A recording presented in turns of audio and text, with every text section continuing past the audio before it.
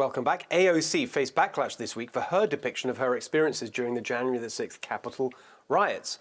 This wasn't a good week for Nancy Pelosi either, who's now facing growing calls to pay a fine that she herself imposed after she reportedly bypassed a metal detector in the Capitol. Joining me now to react to it all and much more, South Carolina Congresswoman Nancy Mace. Great to see you. So much I want to talk to you about. Let's just start with those two stories. Yeah. You really got into it with AOC. I don't want to necessarily rehash the whole thing. The thing that really interested me about it was her reaction to you being in a very sober, reasonable way pointing out facts was really extreme.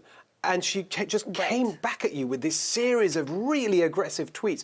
What it said to me is that this is a person that just doesn't like being challenged.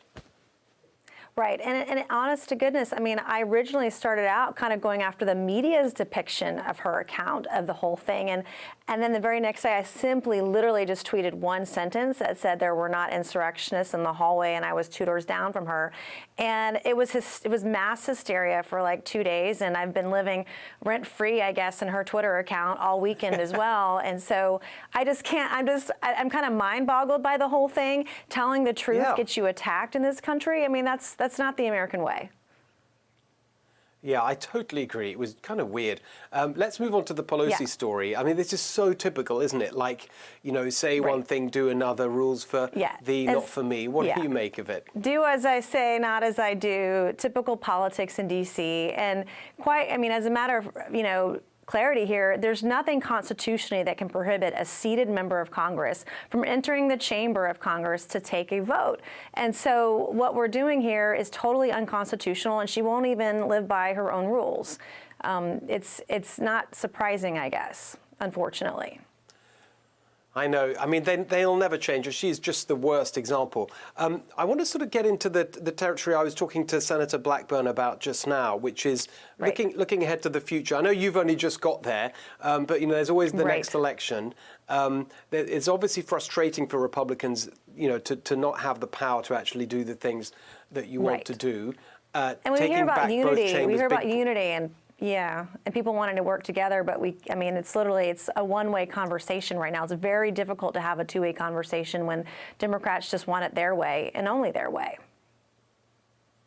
And in terms of the Republican Party, feels to me like actually there's a lot of focus on the divisions right now.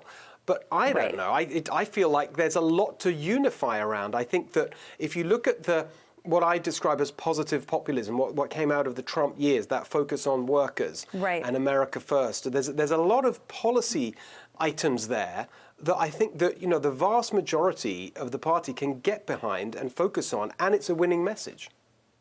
Right. If we can get past the division and the distractions, I've said earlier this week, I felt like I was in an episode of Jerry Springer. The American people, there's so much that we can do right now. We've got to get our kids back in school. We've got to get people back to work.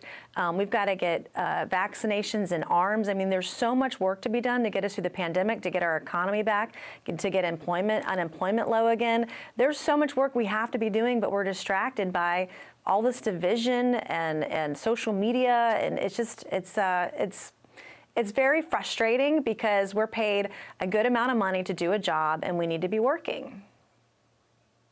Exactly. I mean, look, it's not going to be. We got the impeachment next week. That's not going to help. But do you think that once that's out of the way, you and your colleagues can get back to that kind of positive focus you're talking about? We're going to have to. I mean, certainly if we want to win back the House in 2 years, and next week with the impeachment, the Senate literally can't do any other business. They can't take up any business while there's an impeachment trial going on. So we have to hit pause for the entire week next week, unfortunately. And then there are so many other opportunities for us to work together. For instance, an infrastructure package. I would love to see that in the next couple of months. I'm on the Transportation Infrastructure Committee. That's a great place for Democrats and Republicans to work together. But the question is, with all the money spent during COVID-19, is how are we going to pay for it? No one's really willing to talk about that. We can put a great package together, but how are we going to make cuts elsewhere to pay for it without raising taxes on the hardworking American people?